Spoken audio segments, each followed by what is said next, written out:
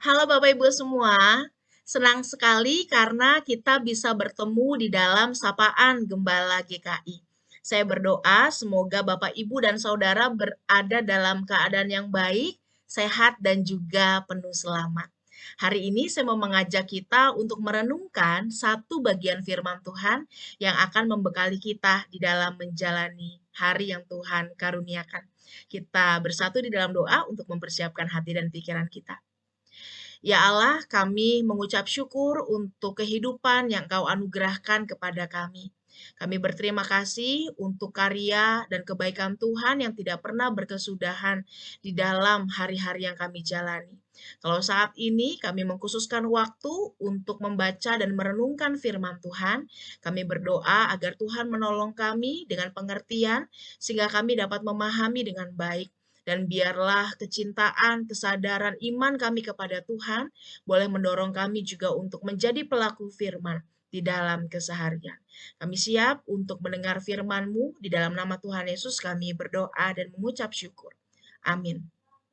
Saudara-saudara, saya mau mengajak kita untuk membaca satu bagian firman Tuhan yang terambil dari Kejadian pasal 39 ayat yang kedua. Kita akan membahas sebuah topik mengenai penyertaan Tuhan. Saya akan bacakan ayat ini untuk kita semua ya. Tetapi Tuhan menyertai Yusuf sehingga ia menjadi seorang yang selalu berhasil dalam pekerjaannya. Maka tinggallah ia di rumah tuannya, orang Mesir itu. Demikianlah firman Tuhan. Nah, saudara-saudara, kalau kita bicara tentang penyertaan Tuhan, tentang berkat Tuhan di dalam kehidupan kita, maka kalau saya tanya nih sama kita semua, di antara dua gambar ini, menurut saudara mana sih orang yang diberkati Tuhan? Apakah gambar pertama yang uangnya aja saking banyaknya sampai perlu pakai payung, atau yang gambar kedua dompetnya kosong melompong begitu ya sampai kayaknya stres sekali. Kalau dilihat-lihat dari gambar pertama dan kedua, mana orang yang diberkati Tuhan, saudara?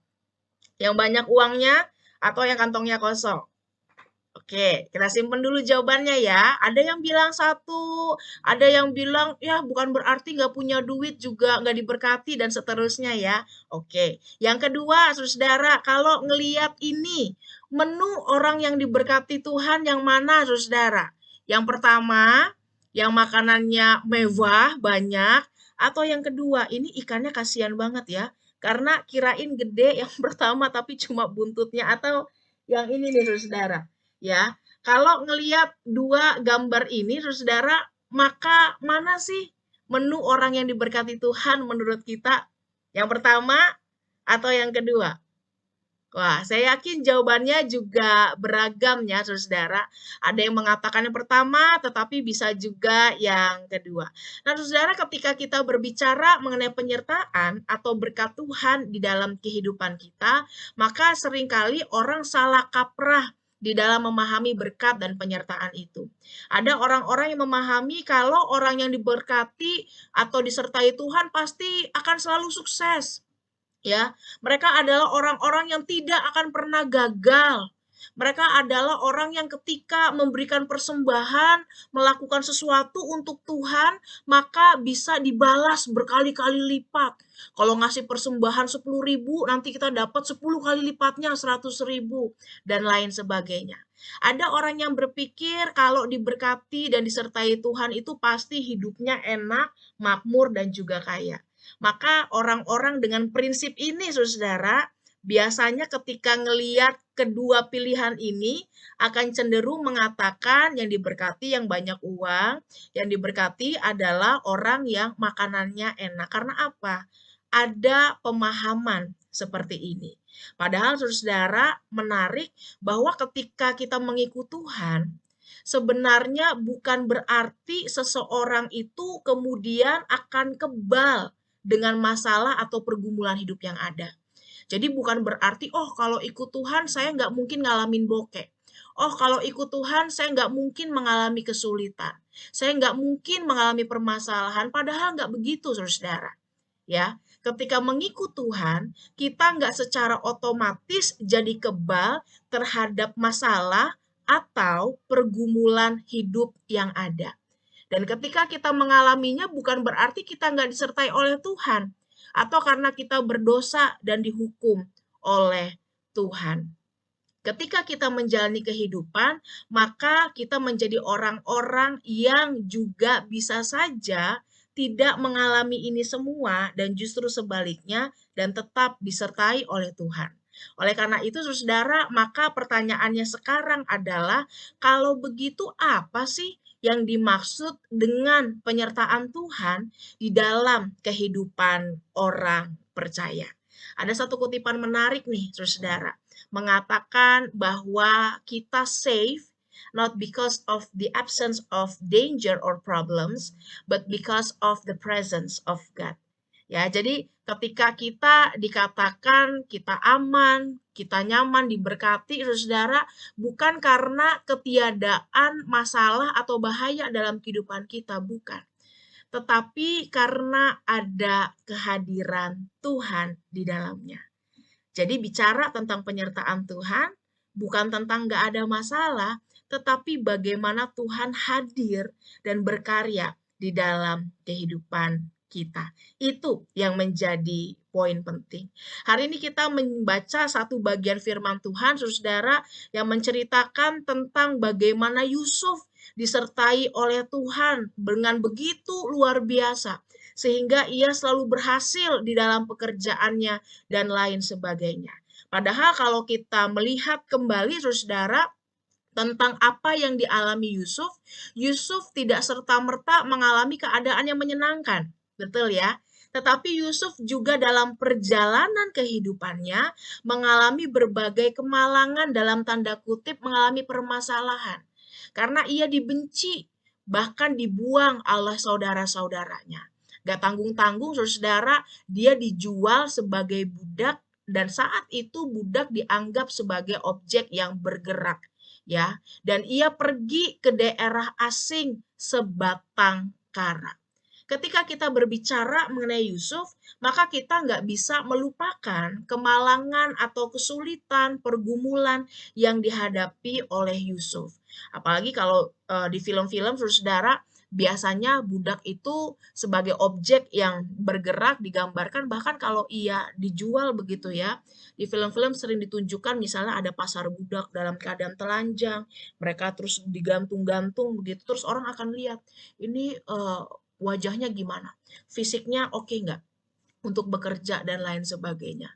Itu nasib yang dirasakan oleh budak, mengalami hidup yang berat, saudara, tidak punya hak bahkan untuk dirinya sendiri. Dan Yusuf mengalami itu. Ia terbuang, tersingkirkan dari keluarganya, ia dijual sebagai budak dan pergi ke daerah asing sebatang kara. Sebuah perjalanan hidup yang tidak mudah. Kalau ngomong sebatang kara kan, saudara, maka ini menjadi hal yang menyakitkan karena ketika pada masa itu saudara berada di daerah asing sebagai orang asing, itu rentan sekali membuat kita itu kehilangan nyawa. Rentan sekali disakiti orang karena apa? Dia tidak punya perlindungan untuk dirinya sendiri. Tetapi yang menarik di situ, sekalipun Yusuf memang sebatang kara, tetapi kenyataannya dia nggak pernah sendirian. Berat, pahit, menyedihkan, penuh bahaya, nggak mudah pengalaman hidup yang Yusuf alami. Tetapi Tuhan menunjukkan kalau ia menyertainya lewat cara-cara yang tidak terbayangkan. Bayangkan ya saudara, dengan pengalaman hidup yang berat itu, kita melihat bagaimana Yusuf disertai dan dijaga oleh Tuhan. Salah satunya adalah dengan cara Tuhan menolong Yusuf, membuatnya berhasil di dalam pekerjaan yang dilakukannya. Ya, selalu berhasil. Dan orang yang menerima Yusuf tinggal untuk bekerja di rumahnya juga menyadari Yusuf ini orang yang bukan orang biasa. Dia orang yang disertai oleh Tuhan. Sehingga ketika ia mempercayakan dan pekerjaan itu berhasil, itu juga menjadi berkat bagi orang Mesir tersebut. Kita melihat sekalipun perjalanannya tidak mudah, tetapi Tuhan memampukannya. Tuhan mengizinkan permasalahan yang gak mudah terjadi, tapi Tuhan menyertainya dan membukakan banyak jalan baik. Maka saudara, sehingga pada akhirnya kita tahu bahwa Yusuf bisa sampai sebuah kesimpulan iman bahwa mungkin kalian mereka-rekakan yang jahat, merancang yang gak bagus untuk aku, begitu ya. Tetapi Allah telah merancangkan segala sesuatu untuk kebaikan. Ini yang menjadi keyakinan iman dari seorang Yusuf. Mengikut Tuhan tidak membuat kita kebal terhadap masalah, tidak meniadakan masalah atau kesulitan dalam hidup kita, tetapi mengikut Tuhan menjanjikan penyertaannya bahwa Ia akan hadir dalam seluruh peristiwa kehidupan yang kita alami, baik suka maupun duka. Kita akan menyaksikan sebuah video berikut, saudara.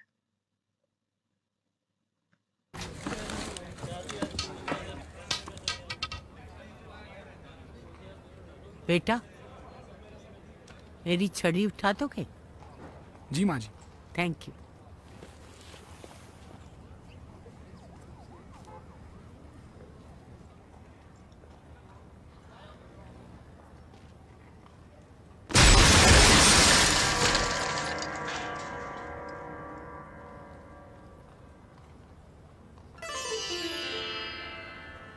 Thank you बेटा, अच्छा हुआ तूने कुछ नहीं किया।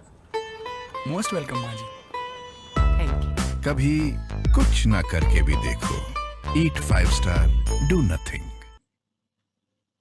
Videonya menarik ya saudara ya, bahwa ternyata kayaknya sih sebel ini anak kok nggak bergerak, nggak ngelakuin sesuatu, sehingga memaksa si Oma ini bergerak, dan ternyata penyertaan Tuhan nyata lewat cara-cara yang tidak terbayangkan. Awalnya kesel, awalnya sebel, tapi ternyata Tuhan menghindarkan si Oma ini dari kecelakaan yang fatal. Kan begitu ya.